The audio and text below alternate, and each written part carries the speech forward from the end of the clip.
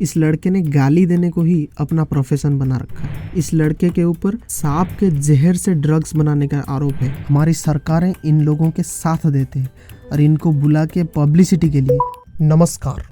हम सबको पता है कि डेमोक्रेसी का 4 पिलर्स होते हैं, legislative, executive, judiciary and media यानी कि प्रेस। इन चारों में से सबसे पावरफुल लेजिस्लेटिव होता है। Legislative means the law makers यानी कि MP एंड MLA। अब मीडिया का रोल ये होता है कि देश में जो भी कुछ घट रहा है वो सारा इन्फॉर्मेशन जनता तक पहुँचे और जनता को अगर कोई भी प्रॉब्लम है, जनता की आवाज़ इन बाकी 3 डेमोक्रेसी के पिलर्स के पास पहुँचे। मीडिया की हालत इंडिया में क्या है ये हम कभी बाद में डिस्कस करेंगे। अब तो सोशल मीडिया का ज़माना है। एक्चुअली देखा जाए तो सोशल मीडिया ज़बरदस्ती डेमोक्रेसी का 5th पिलर के रूप में घुस रहा है। वैसे तो सोशल मीडिया का सही इस्तेमाल डेमोक्रेसी का 4th पिलर मीडिया के एक एक्सटेंशन के रूप में यूज़ कर सकते हैं।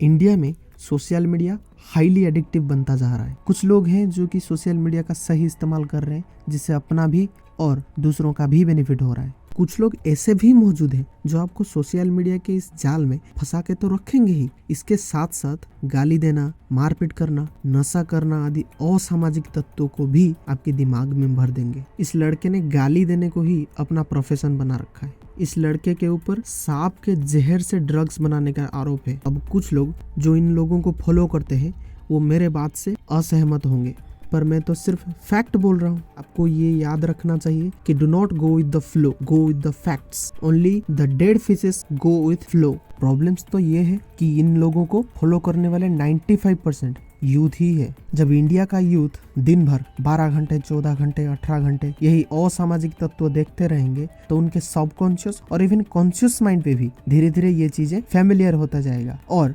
आपकी प्रवृत्ति भी वैसे बनता जाएगा। दिमाग में ऐसा डोपामाइन डिटॉक्स रिएक्शन चलेगा, मारपीट करना, नशा करना, ऐसे असामाजिक तत्व जनरल लगने लगेंगे। आपको ऐसा लगेगा कि सोशल मीडिया पे ये तो बहुत बड़े बड़े सेलिब्रिटी बन गए हैं, बहुत ज्यादा फेमस हो गए हैं। जब ये लोग ऐसा कर रहे हैं तो ये तो कूल होता होगा ना, तो हम भी ऐसा करते हैं। और देशवासी में से 50% यूथ ही है और जब इंडिया का यूथ सुधरेगा तभी जाके इंडिया बनेगा नंबर 1। अब ये रील्स और शॉर्ट्स के ज़माने में यूथ का अटेंशन स्पैन, जो कि किसी भी चीज़ को फोकस करके देखना, सोचना और उसके बारे में विचार करना, अटेंशन स्पैन बहुत कम हो चुका है। और ऊपर से सो कॉल्ड सेलिब्रिटी पान मसाला, गुटखा, शराब आदि का प्रचार करते रहे और हमारी यूथ तो इन सो कॉल्ड सेलिब्रिटी को ही फॉलो करता है, यहाँ तक भगवान भी मानता है।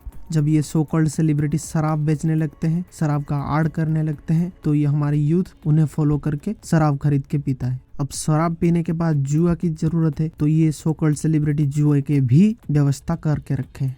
अब जब जुए में हार जाओगे, फ्रस्ट्रेट हो जाओगे तो ये लोग है ना गाली मारपीट सिखाने के लिए। अब इन चीजों के ऊपर रोक ठोक लगाना तो दूर की बात है, हमारी सरकारें इन लोगों के साथ देते हैं और इनको बुला के पब्लिसिटी के लिए, जैसे कि यूथ वोटर्स अट्रैक्ट हो सकें, क्योंकि यूथ ही इन्हें देखता है। अब एक बात बताओ, जो लोग इन लोगों की मदद से जीत कर आएंगे इलेक्शन, तो कैसे वो समाज का भला करेंगे? उल्टा देश का पैसा अपने जेब में भरेंगे और इन महान व्यक्तियों के जेब में भी थोड़ा बहुत भर देंगे। अब ऐसा ही होता रहा तो हमारा देश इकोनॉमी, पर कैपिटा इनकम इनमें नंबर 1 बने ना बने, असामाजिक तत्वों में नंबर 1 जरूर बन जाएगा। हमारा अपने यूथ से विनती है कि ये सो कॉल्ड सेलिब्रिटियों के पीछे भागना बंद करो और सर रतन टाटा, सर माणिक और दिव्य कृति सर जैसे लोगों को फॉलो करो। कम से कम अपने दिमाग में कचरा तो नहीं भरेगा ना।